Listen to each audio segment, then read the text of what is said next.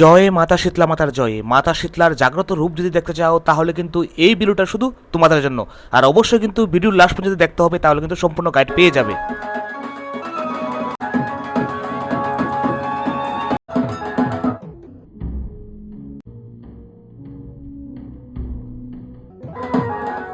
আজ মাতা শীতলার নবরূপে বিগ্রহ স্থাপন করা হয়েছে, আর এই বিগ্রহ কিন্তু স্থাপন করা হয়েছে কল্যাণপুরে। আর অবশ্যই কিন্তু ভিডিওর শেষ পর্যন্ত সম্পূর্ণ তথ্য দিয়ে দেব।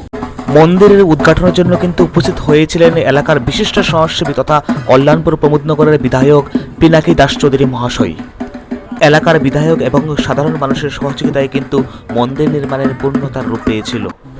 ভিতরে ঢুকে জনপ্রতিনিধির হাতে পুষ্পস্তবক তুলে দিতে পেরে নিজেকে সৌভাগ্যবিত মনে হয়েছিল।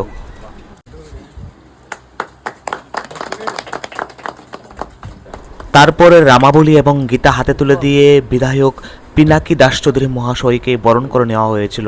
এবার কিন্তু ফিতা কেটে মন্দির উদ্ঘাটনের পালা ছিল। এই ফিতা কেটে কিন্তু মন্দির উদ্ঘাটন হয়ে গেল।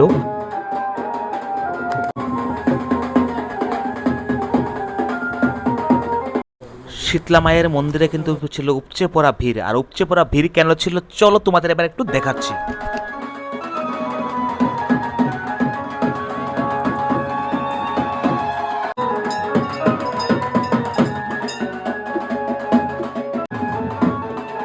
মাতা শীতলাতে জাগ্রত রয়েছে তার প্রমাণ কিন্তু দেখালাম। ডাকে কাঠি পড়ার প্রত্যেকটা কাঠির সঙ্গে সঙ্গে কিন্তু তালে তালে পড়া পড়েছিল মায়ের প্রধান ভক্তের উপর। মায়ের বুক সাজানো হলো মায়ের পূজার প্রাক মুহূর্তে।